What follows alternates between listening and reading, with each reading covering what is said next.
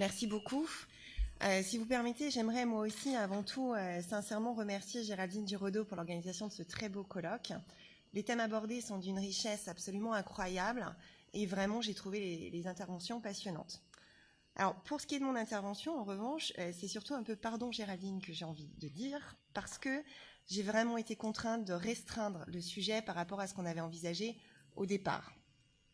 En fait, en travaillant sur la question générale de l'opposabilité des statuts coutumiers, je me suis rendu compte qu'il y a une diversité dans les textes qui est vraiment extrême.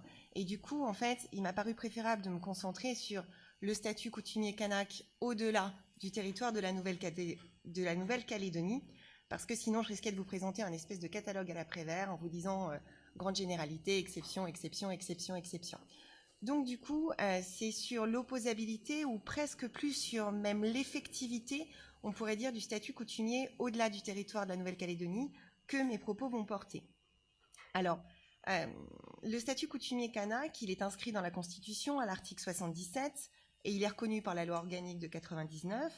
Du coup, il n'existe absolument aucun doute quant à la réalité de l'existence de ce statut sur tout le territoire français. Et il n'existe pas non plus de doute sur le fait que les personnes de statut kanak sont régies par leurs coutumes pour l'intégralité de leurs droits civils. J'y reviendrai un petit peu plus tard, mais c'est inscrit à la fois dans la loi organique, ça a été confirmé au niveau de la jurisprudence, enfin, il n'y a aucun doute là-dessus. On n'a absolument pas de critères rationnés loci qui pourraient nous dire que le statut kanak, c'est uniquement sur le territoire de la Nouvelle-Calédonie. Du coup, il est censé être respecté pour les personnes de statut coutumier en quelque lieu qu'elles se trouvent et on est censé leur appliquer en quelque lieu qu'elles se trouvent le droit coutumier. On va voir pourtant que c'est pas si évident que ça et pour ce faire, en fait, je vous propose de voir ce que naître hors territoire calédonien veut dire et ce que vivre hors territoire calédonien veut dire pour des personnes de statut coutumier. Alors, naître hors territoire calédonien, ça emporte évidemment la question de la transmission du statut coutumier du ou des parents à l'enfant, mais surtout, en fait, au-delà de cette question de la transmission du statut, c'est surtout celle de l'enregistrement de la naissance et partant du statut par l'autorité publique qui va se poser. Alors, je vais essayer de gagner un tout petit peu de temps sur cette première partie, en fait, en vous donnant simplement les grandes règles. Je vous renvoie aux actes écrits pour les justifications, les explications du pourquoi et du comment. Donc, quand l'enfant a deux parents de statut coutumier, il est de statut coutumier, ça ne fait aucun doute. Lorsque l'enfant est issu d'un couple mixte, c'est-à-dire une personne de statut coutumier et une personne de statut civil de droit commun, l'enfant, il est de statut de droit commun. Et enfin, quand on a un couple mixte non marié, ici, c'est un petit peu plus compliqué de répondre, on a un petit peu moins de certitude parce que il y a une divergence entre le Conseil constitutionnel et la Cour d'appel de Nouméa. En fait, selon le Conseil constitutionnel, l'enfant il est de statut de droit commun et selon la Cour d'appel de Nouméa, l'enfant prend le statut de sa mère et s'il est reconnu par son père ultérieurement, il ne change pas de statut. Alors la Cour d'appel de Nouméa a fait de la résistance très clairement par rapport à la position qui avait été donnée par le Conseil constitutionnel. Néanmoins, j'aurais personnellement tendance à me ranger derrière l'opinion de la Cour d'appel de Nouméa, simplement parce que c'est celle qui est en pratique et très concrètement, c'est celle qui est retenue dans la jurisprudence. Dernier cas de figure, quand on a un couple mixte non marié, mais qui se marie après la naissance de l'enfant, l'enfant, cette fois, va prendre le statut de droit commun. C'est une vieille jurisprudence qui date du temps où la légitimation existait encore, mais il me semble que cette jurisprudence pourrait aujourd'hui trouver d'autres fondements et que on aurait cette fois encore un enfant qui changerait automatiquement de statut au moment du mariage de ses parents.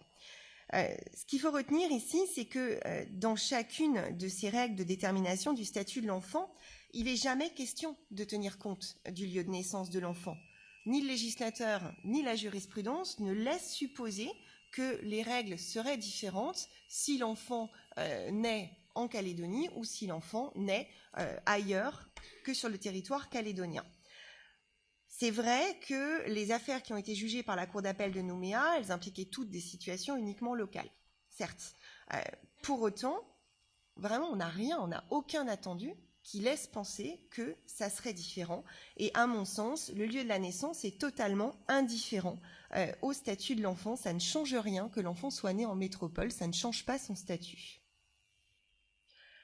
Ce qui va être plus compliqué, c'est l'enregistrement de la naissance et donc partant du statut coutumier par l'autorité publique hors territoire calédonien. Donc la coexistence des statuts en Nouvelle-Calédonie, elle se traduit par une dualité de services et de registres de l'état civil.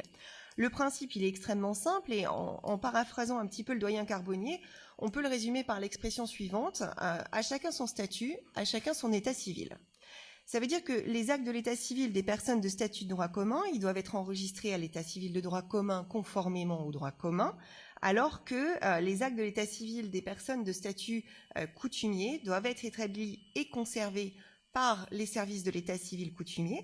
Et ils sont régis, non pas par le droit commun, mais par une délibération du 3 avril 1967, un vieux texte qui est obsolète, mais pour l'instant, faute de réforme de ce texte, on n'a que celui-là pour régir la question de l'état civil coutumier. Alors ces deux états civils, ils présentent des différences importantes, ne serait-ce que par le nombre de registres et d'actes qui existent, parce que dans un souci d'être le plus conforme possible au droit coutumier, la délibération de 1967, elle a pris en compte un certain nombre de règles. Par exemple, en dehors des actes habituels qu'on connaît dans le droit commun, c'est-à-dire comme le mariage, le décès, la naissance, les actes d'enfants sans vie, etc., on va trouver également deux types d'actes qui correspondent en fait à des événements qui sont extrajudiciaires en droit coutumier et qui sont en fait la dissolution du mariage coutumier et l'adoption coutumière. On a également un registre tout à fait original, un registre qu'on appelle le registre de recensement, mais on le connaît souvent sous l'appellation de registre de tribus. Et ce registre des tribus, en fait, j'aurais envie de dire, c'est un petit peu le livret de famille de la tribu. C'est un registre sur lequel on va inscrire tous les événements qui intéressent l'état civil des membres de la tribu. La seule différence avec le livret de famille, c'est que ce registre de tribu, eh bien, comme c'est un registre de l'état civil, il est conservé par l'autorité publique. Il n'est pas conservé par la tribu. Et en fait, en Nouvelle-Calédonie, au-delà d'être le reflet de l'état des personnes, on se rend compte que l'état civil, c'est le reflet du statut. Et partant, il s'est développé une espèce de présomption entre état civil et statut. Et les personnes qui ont des actes de l'état civil coutumier, on va les présumer de statut coutumier, alors que les personnes qui ont des actes de l'état civil de droit commun, on va les présumer être de statut de droit commun. Qu'est-ce qui se passe donc lorsque l'enfant naît en métropole? C'est là que la difficulté va arriver. En Calédonie, ça va. Il y a d'autres difficultés, mais on sait normalement comment ça fonctionne. En métropole, eh bien, il n'existe pas de service de l'état civil coutumier hors du territoire de la Calédonie. Pour autant, vous avez une obligation territoriale de déclaration des naissances qui surviennent en France auprès de l'officier de l'état civil français. Dès lors, les parents de l'enfant en fait de statut coutumier qui va naître en métropole, ils n'ont pas d'autre choix que de déclarer la naissance au service de l'état civil de droit commun. Alors souvent, je vais employer l'expression de métropolitain. L'expression n'est pas exacte, c'est juste une commodité de langage que je me permets, parce que sinon, il faudrait que je fasse des périphrases en permanence, un petit peu compliqué. Alors, l'enfant de statut coutumier, il va donc avoir un acte de naissance de droit commun, et compte tenu de la présomption de conformité qui existe entre état civil et statut, eh ben, il va avoir bien des difficultés à prouver la réalité de son statut. Et dans cette hypothèse, on voit bien que la difficulté, elle vient pas de la détermination du statut de l'enfant. Très clairement, on sait que l'enfant il est de statut coutumier. Elle vient de l'élément factuel qui est le lieu de la naissance. Et en plus, les règles de compétences rationnelles loci des officiers de l'état civil coutumier, elles sont pas très clairement définies dans la délibération de 67. Alors la logique, c'est de faire un petit peu ce qu'on fait dans le droit commun et de dire que l'officier de l'état civil compétent, c'est celui du lieu de survenance, de la naissance ou du décès. Du coup, non seulement une naissance survenue hors du territoire de la Nouvelle-Calédonie ne peut jamais être inscrite directement dans les registres de l'état civil coutumier, mais en plus, on n'a pas prévu de règles de transcription des actes de naissance métropolitains ou de droit commun, on va dire, sur les registres de l'état civil coutumier. J'espère que je vais pas trop vite en besogne parce que c'est un petit peu technique et parfois je peux perdre un petit peu dans les explications. Et vu qu'on n'a pas ce système de transcription, la seule possibilité pour mettre l'acte, entre guillemets, dans le bon registre, c'est de saisir le juge. Mais même là, le juge va se retrouver par rapport à une difficulté de vide juridique. Et je voudrais illustrer cette difficulté par une décision, un jugement du TPI de Nouméa du 20 septembre 2012, dans cette affaire, en fait, on a un enfant dont les deux parents sont de statut coutumier. L'enfant est né à Bordeaux, pas de doute sur son statut coutumier, et il est déclaré à l'état civil de Bordeaux. Les parents souhaitent que le statut coutumier de leur enfant soit établi. Ils saisissent donc le tribunal de Nouméa d'une requête en accession au statut coutumier. Et le tribunal, donc après avoir précisé que la requête s'analysait aussi bien en une action en revendication du statut qu'en une demande d'accession au statut coutumier kanak, déjà, personnellement, ça me pose un problème parce que c'est pas une question d'accession ou de revendication, c'est une histoire de constatation que cette personne est de statut coutumier, il n'y a pas de revendication, il n'y a pas d'accession. Ensuite, donc le tribunal dit que un acte de naissance coutumier, il ordonne qu'un acte de naissance coutumier soit dressé pour l'enfant. Mais le dispositif, il est plus qu'étonnant. Il nous dit, ce dispositif ordonne qu'à la requête du procureur de la République, l'acte de naissance correspondant au nouveau statut de l'intéressé soit dressé sur les registres de l'état civil coutumier de la coutume du lieu de naissance, de la commune du lieu de naissance de l'enfant, soit Nouméa. Je rappelle que l'enfant est né à Bordeaux. Donc, on a un tout petit problème. Alors, en même temps, très sincèrement, très loin de moi l'idée de blâmer ces magistrats. Ils n'ont pas de solution. Ils n'ont absolument pas de solution parce que les textes ne le permettent pas. Donc, on va dire que les magistrats ont une attitude des plus pragmatiques. C'est pas du tout conforme à l'orthodoxie juridique, ça, j'en conviens aisément, même par rapport à la logique tout court. En dehors du juridique, il y a un problème. Mais vraiment, je veux vraiment pas les blâmer de faire ce qu'ils peuvent pour combler le vide juridique. Donc, dans l'hypothèse de la naissance hors territoire calédonien d'un enfant de statut coutumier, on voit il y a incompatibilité en fait des règles matérielles et du lieu de naissance. Mais on pourrait peut-être penser à certaines solutions, et déjà à minima, on pourrait envisager l'apposition d'une mention qui indiquerait le statut coutumier de l'enfant sur l'acte de naissance qui serait enregistré dans les registres de droit commun en métropole. D'accord ? Ça serait la première possibilité. Pour l'instant, c'est pas possible, simplement parce que le Code civil fait défense aux officiers de l'état civil d'inscrire une mention dans les actes qui n'est pas connue par le droit. Donc il faudrait un ajout législatif pour permettre cela. Et puis, deuxième solution, cette fois qui dépendrait du législateur calédonien, pourquoi ne pas créer un registre des personnes de statut coutumier hors territoire calédonien, comme il existe un registre des Français de l'étranger. C'est un mécanisme qu'on connaît bien. Quand on est Français de l'étranger, eh bien, les actes d'état civil qui nous concernent sont à Nantes. On a un registre spécial pour ces Français de l'étranger. Pourquoi est-ce qu'on ne pourrait pas créer un registre des personnes de statut coutumier hors territoire ? Je ne vois aucun obstacle juridique à ce que cela puisse se faire. Alors, on aurait pu espérer que le statut coutumier soit mieux garanti lorsqu'il n'est pas question ni de la détermination ni de l'enregistrement du statut hors territoire calédonien. En réalité, il en est quand même, bon, c'est mieux, mais c'est quand même pas parfait. Et l'effectivité du statut coutumier, elle est tout aussi aléatoire lorsque les personnes choisissent de faire leur vie en dehors du territoire de la Nouvelle-Calédonie. Donc vivre hors du territoire calédonien, ça peut recouvrer tellement de problématiques que j'ai dû faire des choix. Forcément, j'ai fait des choix en fonction de mes affinités. Et je vous propose d'aborder en fait deux questions, celle de la filiation coutumière hors territoire calédonien et celle du statut conjugal hors territoire calédonien.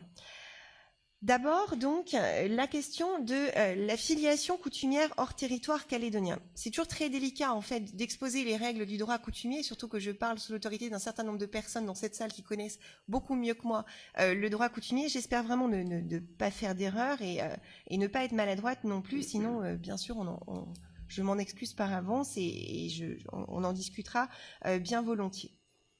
Donc pour comprendre ces problématiques qui sont liées à l'établissement de la filiation coutumière hors territoire calédonien, d'abord il faut préciser que dans le droit coutumier, la notion même de filiation, elle revient à un sens différent que dans celle du droit commun. L'enfant, c'est avant tout l'enfant d'un clan, et c'est presque l'enfant d'un clan avant même d'être l'enfant de ses parents. L'enfant, il sera relié au clan de son père chaque fois que ses parents sont mariés, puisque en fait les mariages coutumiers sont avant tout des accords interclaniques. Ils vont faire entrer la femme dans le clan de son mari, si je peux dire, et puis les enfants qui vont naître de cette union, ils appartiendront au clan du père, sauf adoption coutumière. Du point de vue de l'état civil, enfin d'abord du point de vue de la filiation, elle est automatiquement établie par rapport aux deux parents dans le droit coutumier. Ici, on retrouve le même mécanisme que dans le droit commun, ça pose pas de difficulté. Et du point de vue de l'état civil coutumier, cette filiation, elle sera inscrite dans l'acte de naissance de l'enfant. Si l'enfant naît en métropole, même en l'absence d'état civil coutumier hors du territoire calédonien, ici, ça va pas poser tellement de difficultés parce qu'il ne fait pas de doute que la filiation est établie dans le droit coutumier. Ce qui peut se poser comme problème, c'est un problème en fait, une difficulté qui mêlerait à la fois preuve du statut et preuve de la filiation. Si les parents de l'enfant maintenant ne sont pas mariés, ça veut dire que l'accord interclanique qui autorise cet homme et cette femme à s'unir, eh ben, il n'a pas été scellé. Dès lors, l'enfant, il entrera dans le clan de sa mère, et à l'encontre de la mère, la filiation, elle ne fait pas de doute dans le droit coutumier. En revanche, si le père souhaite établir sa filiation et ainsi donc faire rentrer l'enfant dans son clan, il devra accomplir deux gestes coutumiers, donc un geste qu'on appelle geste de pardon et un autre geste qui est le geste de réservation de l'enfant. Et ces deux gestes, en plus, ils doivent être acceptés par le clan maternel. Du point de vue de l'état civil coutumier, cette règle coutumière en fait des gestes et de l'acceptation des gestes, elle justifie que la reconnaissance d'enfant soit soumise à l'accord de la mère. Un père ne peut pas faire une reconnaissance d'enfant de son enfant à l'état civil coutumier si la mère n'est pas d'accord, si la mère n'a pas donné son accord. Si le couple de statut coutumier non marié il donne naissance à un enfant en métropole, eh bien il faudra impérativement que le père il accomplisse les gestes auprès du clan maternel lors d'un séjour en Nouvelle-Calédonie pour que sa filiation soit établie et qu'il entre dans le clan du père, parce qu'en métropole, il ne peut pas faire grand-chose. D'accord ? Les gestes doivent se faire au clan maternel. Mais, si le père se présente à l'officier de l'état civil de droit commun pour faire une reconnaissance d'enfant selon le droit commun, qu'est-ce qui va se passer ? Eh bien, évidemment, j'en ai la quasi-certitude, l'officier de l'état civil de droit commun ne se posera même pas la question du statut de cette personne. L'officier de l'état civil de droit commun, il va s'arrêter à la nationalité française, il va pas voir qu'il y a le moindre conflit de normes applicables qui peut se poser, et assurément, il va enregistrer la reconnaissance d'enfant de cet enfant. On se retrouve avec quoi au final ? C'est quand même assez dramatique en termes de sécurité juridique, parce que je rappelle que les actes de l'état civil sont des actes publics et des actes authentiques. Ici, j'ai un acte authentique qui fait foi d'un état de la personne, qui fait foi d'une filiation qui n'existe pas juridiquement, puisque la filiation n'a pas été établie par rapport au droit applicable à la filiation. Je ne sais pas si ça va, c'est clair ? Bon. Donc, c'est quand même assez gênant et en termes de sécurité juridique, je dirais que c'est assez dramatique. Au-delà de son établissement, ce sont les effets de la filiation qui risquent d'être totalement transformés lorsque la famille de statut coutumier, elle vit hors territoire calédonien. Alors en droit coutumier, je viens de le dire, en fait l'enfant c'est avant tout l'enfant du clan, et du coup, en fait, là je cite des décisions de justice rendue en chambre coutumière, l'autorité parentale, elle est collective, elle ne se réduit pas au père et à la mère. L'enfant est en quelque sorte placé donc sous cette autorité collective du clan auquel il appartient, et si c'est le clan maternel, ce sera en plus sous la surveillance du clan maternel qui va avoir un droit de regard sur les décisions qui sont prises vis-à-vis de l'enfant. Alors, ça ne veut pas dire pour autant que les parents, ils n'ont aucun rôle dans l'éducation de leurs enfants. Évidemment que les parents vont s'occuper de l'enfant au quotidien et qui vont prendre les décisions qui concernent l'enfant. Mais ce ne sont pas les seuls à décider et ils ne peuvent pas aller à l'encontre en fait, d'une décision du clan qui aurait été prise envers l'enfant. De la même manière, en fait, les obligations alimentaires qui existent des parents envers leurs enfants en droit commun, elles n'ont absolument pas la même résonance en droit coutumier. C'est avant tout sur le clan auquel appartient l'enfant que pèse l'obligation donc de prendre en charge et de nourrir les enfants. Et à propos d'un enfant dont la filiation paternelle était établie, la Cour d'appel de Nouméa a ainsi pu affirmer que dans cette hypothèse, il existe une obligation pour le clan paternel de protéger, d'éduquer et d'élever l'enfant, et que nulle obligation alimentaire n'incombe au clan maternel qu'on appelle aussi le clan utérin. Donc, il arrive que le parent membre du clan auquel l'enfant appartient soit tenu de verser une pension alimentaire, bien sûr, c'est possible, mais dans ce cas-là, en fait, il n'est pas pris en tant que père ou mère de l'enfant, mais en tant, en fait, que membre du clan auquel appartient l'enfant. C'est pas tout à fait la même chose que ce qu'on connaît dans le droit commun. Si un litige à propos de l'autorité parentale ou d'une pension alimentaire survient en métropole, on imagine sans peine les difficultés d'application du droit coutumier. Avant tout, comme l'officier de l'état civil, il y a quand même de fortes chances que le juge ne se pose pas la question du statut coutumier de la personne. Mais ici, on pourrait imaginer peut-être que ce soit la personne de statut coutumier qui allègue son statut coutumier et revendique donc l'application du droit coutumier. Si c'est le cas, ou si le juge a connaissance de ces questions, s'il se pose la question de l'application du droit coutumier, peut-il le faire ? En principe, non seulement il peut, mais il doit le faire, puisque l'article 7 de la loi organique de 99 est un peu plus clair sur ce point. Mais d'une part, on va avoir une difficulté de connaissance et de preuve du contenu du droit coutumier, parce que la coutume, par essence, elle est orale et il n'y a pas de code de droit coutumier, il n'y a pas d'ouvrage du droit coutumier. Et c'est d'ailleurs pour cette raison que la chambre coutumière du TPI ou la cour d'appel de Nouméa siège avec des assesseurs coutumiers lorsque le litige intéresse des questions coutumières. On pourrait objecter quand même, oui, que le juge métropolitain, il pourrait avoir accès au droit coutumier, d'abord au travers de la jurisprudence des juridictions qui siègent en Nouvelle-Calédonie, et puis ensuite, il pourrait aussi demander un certificat de coutume à un jurisconsulte coutumier. C'est le procédé des certificats de coutume qu'on demande aux jurisconsultes. C'est un mécanisme qui est très connu en matière de preuve du droit étranger et il n'y a pas de difficulté pour que on puisse l'obtenir ici. Il y a des juristes de droit coutumier, il y a aussi des officiers publics coutumiers aujourd'hui et je ne vois pas pourquoi il y aurait un problème sur ce point. Ensuite, si la teneur du droit coutumier est établie, il est possible que le juge métropolitain soit quelque peu en difficulté avec son application. Pourtant, là non plus, je ne vois pas d'obstacle insurmontable. Pour ce qui est de l'accord du clan pour les décisions graves relatives à l'enfant, on pourrait parfaitement imaginer un système dans lequel le juge métropolitain, il demande à son homologue calédonien de saisir un officier public coutumier qui va aller voir les chefs de clan et puis demander l'accord des chefs de clan, demander l'avis des chefs de clan. On consignerait ça dans un acte coutumier et on le transmettrait ensuite au juge métropolitain.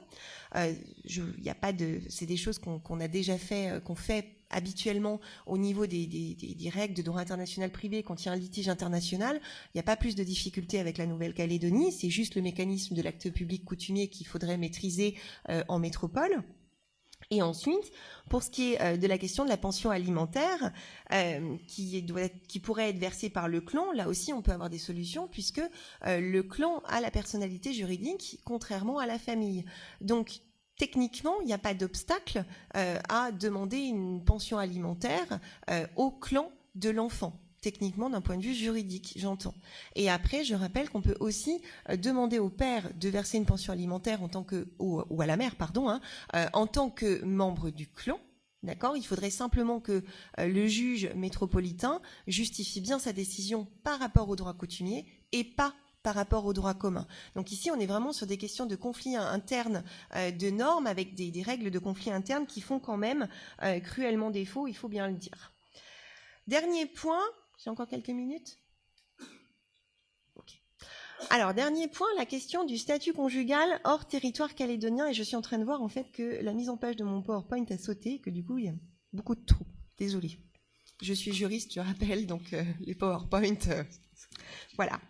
Donc sur la question du statut conjugal hors territoire calédonien. En droit commun, les couples peuvent aujourd'hui choisir entre 3 modes de conjugalité, le mariage, le pax et le concubinage, alors que dans le droit coutumier, finalement, seul le mariage existe. Le concubinage, il peut être plus ou moins toléré, mais en fait, il n'aura pas d'effet en tant que tel, en tant que statut du couple, véritablement, me semble-t-il. Le mariage coutumier, c'est une cérémonie coutumière. Il ne requiert à aucun moment l'intervention d'un officier de l'état civil. Et depuis qu'on a la loi de pays qui a instauré les actes coutumiers en 2007, il est de plus en plus fréquent de voir ce type d'acte rédigé à l'occasion d'un mariage coutumier sans que ce soit pour autant obligatoire. En revanche, du point de vue de l'état civil coutumier, on n'a aucune formalité préalable à accomplir avant le mariage, et l'acte de l'état civil coutumier de mariage, à ne pas confondre avec l'acte public coutumier, il sera établi sur simple déclaration des époux dans le délai de 30 jours qui suit la cérémonie du mariage. Comme précisé précédemment, en fait, pour qu'un mariage coutumier soit célébré, en plus du consentement des époux, il faut l'accord des chefs de clan, c'est indispensable. Dès lors, c'est extrêmement difficile de concevoir la célébration d'un mariage coutumier en métropole parce que l'application du droit coutumier, certes, ne requiert plutôt qu'un critère rationné personae, et en l'occurrence le statut coutumier des futurs époux. On pourrait aussi imaginer que l'accord des chefs de clan soit consigné dans un acte coutumier, comme on l'a vu tout à l'heure, un acte public coutumier. Mais ici, c'est la célébration au sein du clan qui est impossible. Le mariage coutumier, il n'est pas forcément en terre coutumière, mais il est basé sur des échanges entre les clans, et on voit difficilement comment réaliser ces échanges entre les clans en métropole. En plus, le mariage dans la coutume kanak, c'est un événement social dont tous les membres du clan sont témoins. Ici, on aurait vraiment une difficulté. En plus, autant en droit international privé, c'est-à-dire quand on a des époux de nationalités différentes, il est concevable d'avoir une application distributive des lois aux conditions de fond et aux conditions de forme du mariage. Avec le droit coutumier, c'est beaucoup plus difficile parce que on n'a pas vraiment de scission entre les règles de forme et les règles de fond. Ce qui fait qu'on a une unité dans le mariage coutumier qui est difficilement transposable en métropole. Alors pour ce qui est du PAX maintenant, très rapidement, parce que 2 petites minutes. Pour ce qui est du PAX, il est inexistant dans la coutume et du coup, très clairement, sur le territoire calédonien a été posée une interdiction d'enregistrement d'un PAX pour les personnes de statut coutumier. La difficulté, c'est que lorsque les personnes de statut coutumier résident en métropole, eh bien régulièrement, des personnes se paxent. Alors ça peut être entre elles ou ça peut être un pax mixte. Et on a de plus en plus souvent, en fait, l'état civil coutumier qui est saisi de demandes de transcription de pax sur les actes de naissance. Parce que, donc depuis un certain nombre d'années maintenant, le PAX doit être transcrit sur l'acte de naissance des intéressés. Évidemment, l'état civil coutumier refuse la transcription du PAX sur l'acte de naissance de la personne de statut coutumier. Certes, mais comment on fait avec ce PAX ? Concrètement, le PAX, il est censé ne pas avoir de valeur puisqu'il n'existe pas dans le droit coutumier. Mais en métropole, encore une fois, on ne connaît pas les statuts coutumiers, ou pas suffisamment, et on va s'arrêter à la nationalité française, on va accepter d'enregistrer le PAX. C'est dangereux pour les personnes en termes de sécurité juridique parce qu'elles peuvent se croire légitimement engagées dans le PAX et donc bénéficier des règles protectrices du PAX, alors que c'est pas le cas du tout. Et deuxième chose, c'est dangereux aussi pour les tiers. C'est dangereux en particulier pour les créanciers qui peuvent voir l'assiette du recouvrement de leurs créances totalement modifiée en cas de nullité du PAX. Donc, à mon sens, il y a vraiment un danger ici. Tout petit point, en fait, la question du mariage entre personnes de même sexe. Là encore, c'est un mariage qui n'existe pas dans la coutume et il est interdit de les célébrer pour les personnes de statut coutumier sur le territoire de la Nouvelle-Calédonie, qu'il s'agisse donc d'un mariage mixte à l'état civil ou qu'il s'agisse de 2 personnes de statut coutumier, ça serait impossible dans la coutume. Mais quand on lit en fait la loi mariage pour tous de 2013 et quand on regarde de près les textes, on voit qu'il y a une très très grande faveur du législateur envers le mariage entre personnes de même sexe.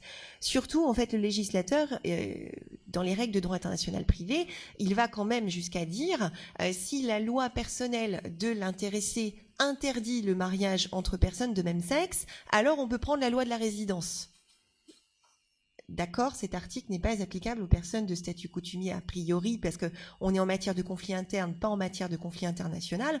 Mais alors, il y a un moment où il va falloir m'expliquer comment on autorise une personne de nationalité étrangère à se marier avec une personne de même sexe que lui ou qu'elle en France, par faveur envers le mariage entre personnes de même sexe, et comment on pourrait l'interdire à une personne de nationalité française en raison de son statut.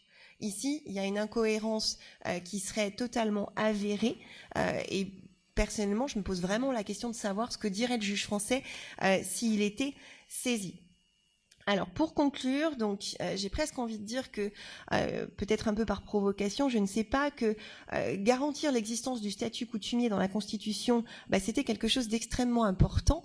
Maintenant, c'est fait depuis un certain nombre d'années. Ça serait peut-être bien, en fait, qu'on s'occupe d'assurer l'effectivité du statut coutumier hors du territoire calédonien. La sécurité juridique, elle a besoin en fait. Oui, pardon, j'ai sauté la dissolution du mariage coutumier. Je vous renvoie en fait aux actes. Je développerai dans les actes.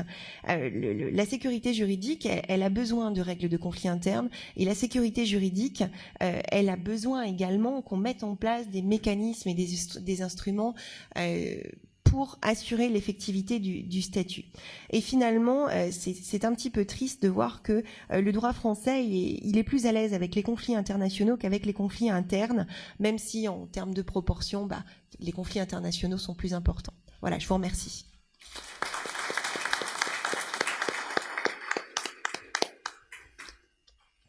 Merci Christine pour cette analyse extrêmement fine et passionnante de l'opposabilité du droit des statuts coutumiers hors du territoire. On a quelques minutes pour les questions, pour les échanges avec les conférenciers, la salle. Donc, si la parole est à la salle, y a-t-il des questions ?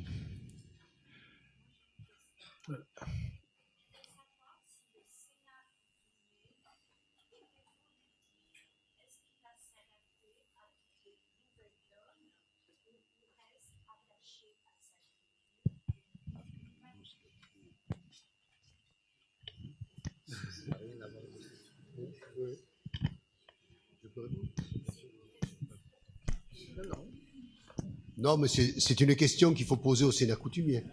Nous ne sommes pas habilités, nous, à dire. Ce qu'il y a de sûr, c'est que la charte du peuple kanak, qui a été conduite par le Sénat coutumier, n'est pas une charte essentialiste. Elle montre bien qu'il y a toute une série de possibilités d'évolution. Mais ceci dit, regardez, nous n'avons que des blancs ici. Ce n'est pas à nous à répondre à cette question.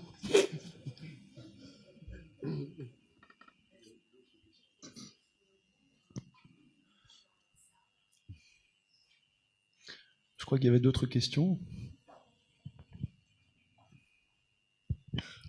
Oui, bonjour. Merci beaucoup pour les présentations. Je suis Jean-Baptiste Marc, je travaille à la communauté du Pacifique et j'avais une question par rapport à la première présentation. Donc vous aviez présenté les grandes aires marines protégées comme instrument de souveraineté, en posant presque la question de savoir s'il s'agissait pas là finalement de leur unique raison d'être au-delà de l'affichage naturaliste officiel. Mais vous avez aussi souligné le manque, voire la quasi-absence de réglementation et le manque de moyens dans ces grandes aires marines protégées ou même ces aires marines gérées. Et je voulais savoir s'il n'y avait pas là une certaine forme de contradiction, c'est-à-dire comment on fait pour asseoir un pouvoir sur une zone sans réglementation, moyens ni contrôle. Et est-ce qu'on peut donc pas parler plutôt d'affichage souverainiste Oui, vous avez totalement raison. Ça fait partie des stratégies, les stratégies de l'État pour s'accaparer les espaces marins. L'affichage est aussi important que l'effectivité.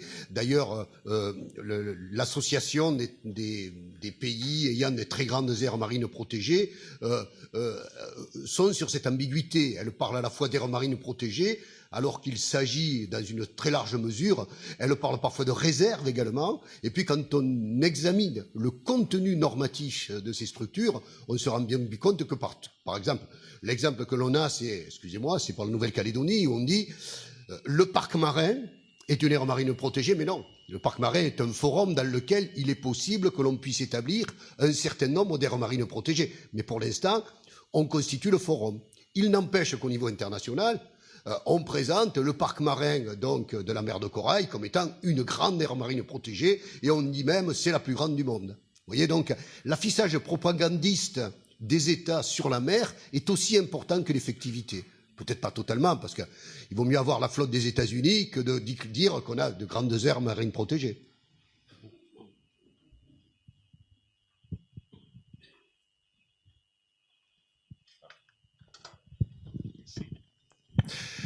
Bon, merci pour la présentation très intéressante. Je veux poser une question, je pense, c'est une question à Christine, et c'est une question qui peut sembler un peu bizarre, mais peut-être ça peut ouvrir une piste vers une solution de problème que vous avez évoqué, et c'est-à-dire la possibilité de considérer, par exemple, un bébé né à Bordeaux, dont le parent veut le droit coutumier, considérer un bébé comme ça comme un objet spatial, dans le sens que la France, de tous les pays du monde, c'était la France qui a proposé, dans le sein de l'ONU, le concept d'une frontière fonctionnelle élastique, c'est-à-dire ça c'est le droit de l'espace, mais dans la discussion dans l'ONU pour déterminer la limite de l'altitude où est l'espace, où il y a un autre régime juridique que l'espace aérien de souverain d'un pays, c'est la France qui a proposé qu'un objet spatial doit être considéré comme s'il il est déjà dans l'espace, même s'il est en route, et même s'il jamais arrive, et que le droit spatial est applicable. C'est-à-dire que l'idée d'une frontière flexible, élastique, selon la fonction, pour ça, peut-être dans une manière ou une autre, peut-être adapté à un bébé qui est né hors de l'espace normal pour des raisons culturelles ou choses comme ça. Je ne sais pas. Mais peut-être il y aura des solutions qui viennent d'autres pistes dans le droit. Je ne sais pas. Bon, c'est juste quelque chose que je pensais parce que j'ai connu quelque chose de l'autre. Alors en fait, ça rejoint, voilà, en dehors de la réification de l'enfant. Hein, l'enfant, on va pas se mettre d'accord sur la réification de l'enfant, ça c'est pas possible en ce qui me concerne.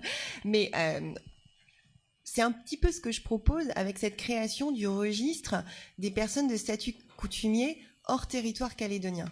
On a ce système-là, encore une fois, pour les Français de l'étranger, c'est basé à Nantes, c'est un registre spécial, et ce qui fait que quand on est Français de l'étranger, Français né à l'étranger, eh bien tous les actes vont être enregistrés dans ce service spécial de Nantes. L'idée, ça serait un petit peu la même chose, c'est-à-dire de créer donc sur le territoire calédonien, et c'est d'autant plus possible que tout ce qui est règles de compétences par rapport à l'état civil, maintenant ça dépend entièrement de la Nouvelle-Calédonie, créer ce système-là, ce registre-là, un registre spécial avec dessus, on pourrait enregistrer les naissances de tous les enfants de statut coutumier qui sont nés hors territoire calédonien. Parce que là, je dis souvent la métropole, c'est pas la métropole, je veux dire c'est la même chose pour tous les enfants de statut coutumier nés en dehors du territoire calédonien. D'accord ? Donc c'est un petit peu la même chose. On va pas déplacer la frontière géographique, mais en fait on va permettre un mécanisme qui va autoriser l'enregistrement d'une naissance ou même d'un décès de manière extraterritoriale. Normalement, c'est une obligation qui est territoriale. Là, on s'affranchirait de cette territorialité et ça permettrait en fait d'avoir un système de transcription des actes métropolitains directement sur ce registre spécial et donc d'avoir une personne qui est tout de suite dans le bon registre et qui n'aura plus derrière de contestation de son statut coutumier simplement parce que elle est née hors territoire, sachant qu'en plus, cette naissance hors territoire, parfois, elle est accidentelle. C'est-à-dire que c'est au moment des vacances, eh bien, la femme est trop enceinte, elle peut plus reprendre l'avion, etc., etc. Et derrière, c'est plein de difficultés, alors que c'est juste un élément de fait qu'on ne doit pas prendre en compte. Oui, bonjour.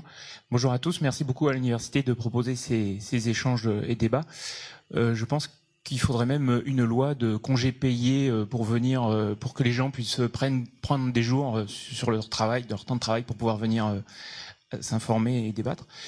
Donc je m'appelle Laurent Lermite, je milite dans une association de défense de l'environnement et de l'écologie qui s'appelle Action Biosphère et j'ai la chance de porter la parole de cette association au sein du comité de gestion des aires marines protégées, enfin du comité de gestion du parc marin. Et donc je voudrais revenir sur le débat des aires marines protégées qui est un sujet passionnant et qui nous passionne. Et donc, pour aller dans votre sens, effectivement, qui ne défend pas du tout l'écologie et la nature, et qui est juste en termes d'affichage. Alors, il y a de nombreux exemples, et je voudrais revenir, par exemple, sur celui qui va avoir lieu l'année prochaine, où on va permettre à une société de tourisme de débarquer au Chesterfield, alors que c'est un des hotspots et des derniers hauts lieux de la biodiversité, sachant que des études montrent qu'il ne faut pas s'approcher à plus de 100 mètres pour éviter à des oiseaux de plus venir nicher. C'est une catastrophe tout simplement écologique vis-à-vis des espèces en voie d'extinction qui y vivent encore. Donc ça, c'est un exemple précis pour ici. Il y a un autre exemple précis, et là, je voudrais dénoncer une certaine forme de colonialisme moderne qui est en fait une espèce de duplicité de grandes structures type ONG. Vous en avez cité un peu dans le PowerPoint, mais où il y a ce double langage qui est tenu sous couvert de protection.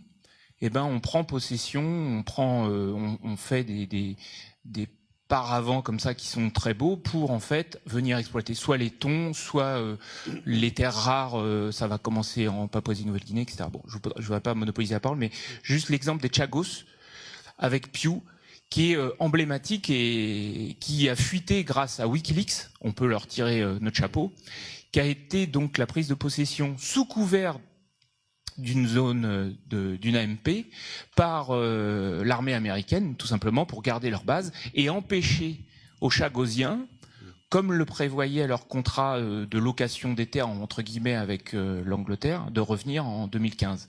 Donc pour les empêcher de revenir, on a simplement dit bah voilà, maintenant c'est une aire protégée et seule l'armée américaine a le droit de pêcher 75 kilos de poissons par jour pour nourrir leurs militaires.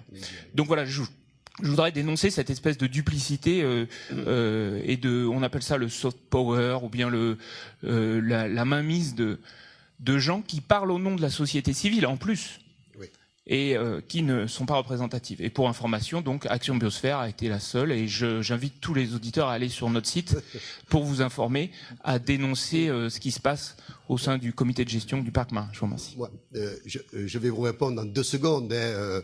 Il est évident que je n'ai pas pu rentrer dans le détail de tout ce phénomène. Je voulais dire principalement que l'implantation de très grandes aires marines protégées est un phénomène géopolitique majeur dans l'évolution du droit de la mer, qui constitue pour les États le moyen de réaffirmer leur souveraineté et leur juridiction, en définitive. Après, bien entendu, cet énorme mouvement géopolitique, il repose sur toute une série d'acteurs très complexes qui ont des intérêts contradictoires, etc. Il suffit de voir quel est le discours, par exemple, des collectivités d'outre-mer par rapport à ce dossier. À la fois, elles veulent afficher une protection, Alors par exemple, on a dit qu'il y avait une protection du requin dans tout le périmètre de la Polynésie française, mais c'est purement, comment dirais-je, c'est purement virtuel comme déclaration. Mais dans un même temps, les dirigeants politiques de la Polynésie comme de la Nouvelle-Calédonie disent attention, dans le parc marin, on ne va pas s'interdire quel que soit le développement possible. Donc vous avez raison de parler de duplicité, mais il faut voir qu'il y a derrière des enjeux géopolitiques fondamentaux. Il en est de même, par exemple, pour Clipperton. Clipperton, effectivement, la France affirme sa souveraineté. Mais pour l'exercer, elle est obligée de céder sans aucune contrepartie et sans aucune règle tous les droits de pêche au Mexique. Bon, il en est de même pour la Chine du Sud. Dans la Chine du Sud, les Philippines ont exercé le désir de montrer quels étaient leurs droits territoriaux. Et la Chine, donc, n'a pas voulu appliquer la décision de la Cour de La Haye. Et la Chine, elle a dit, mais moi, aux Philippines, je vous donne les droits de pêche. Les Philippines viennent de l'accepter. Les Philippines ont renoncé à leurs droits. Vous voyez donc qu'il y a toute une série de jeux qui sont à la fois juridiques, géopolitiques, mais il faut dire que tous les États ne jouent pas dans la même cour. Tous les États n'ont pas la puissance maritime, la puissance des moyens à la mer qui permettent d'exercer cette juridiction. Et vous voyez que la France elle-même a des limites quant à sa capacité des moyens à la mer pour permettre justement l'exercice de cette souveraineté. Mais c'est un dossier très complexe. Vous avez eu raison d'en souligner la complexité vous-même. Je crois que ça signifie. On va prendre une dernière question et puis après je vous propose de faire la pause puisqu'on aura une dizaine de minutes de pause. Merci. Oui, bonjour à tous et merci pour cet échange. Je suis Madame Ounou.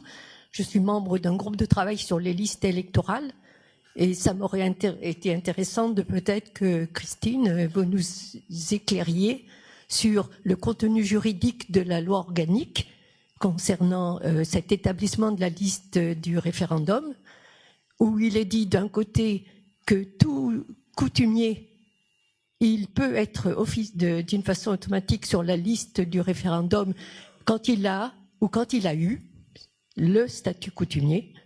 Vous avez fait allusion bien sûr à toutes ces Kanaks qui naissent à l'extérieur, et c'est bien là mon propos. Ceux qui sont nés à l'extérieur, on a après une modification de la loi organique qui dit que si on n'est pas natif, on ne peut pas avoir l'inscription automatique sur cette liste du référendum. Donc qu'est-ce qui doit primer entre le critère qui a été arrêté par la loi organique où on dit qu'il faut avoir eu ou avoir, donc c'est avoir eu, qu'est-ce qu'on en fait, et d'autre part où on ne prend pas en compte le fait qu'il soit natif parce qu'il n'est pas né en Calédonie. Donc, qu'est-ce qui doit primer pour le mettre sur la liste électorale où il a en même temps un droit à l'autodétermination en tant que colonisé? Merci. Alors, je serais bien en peine pour vous répondre sur la question de la liste électorale, parce que c'est vraiment typiquement une question de droit public et pas une question de droit privé. Et du coup, moi, c'est quelque chose que je n'ai pas travaillé. En revanche, moi, quand je parle en fait de la transmission du statut, etc., compte tenu de ma spécialité, je parle du droit civil, du droit privé, pas du droit de vote, où là, on va être sur les droits politiques. D'accord. Donc là, pour tout ce qui est, je maintiens ce que j'ai dit, pour tout ce qui est de l'ordre des droits civils. Après, la question de l'inscription sur les listes électorales prend en compte d'autres paramètres que uniquement ceux que j'ai exposés tout à l'heure. Et là, je vous avoue qu'il y a des personnes dans la salle qui sont nettement plus compétentes que moi et qui ont nettement mieux travaillé la question que moi de cette inscription sur les listes électorales.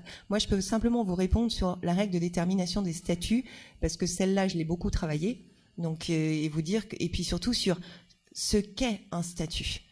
Statut coutumier, c'est un statut personnel. C'est pas quelque chose qui est propre au droit coutumier. Le statut personnel, c'est une notion qu'on connaît dans tout le droit, qui existe aussi dans le droit international privé. C'est bien pour ça qu'on peut en France obtenir l'application de sa loi nationale quand on est de nationalité étrangère dans tout ce qui concerne justement le statut personnel.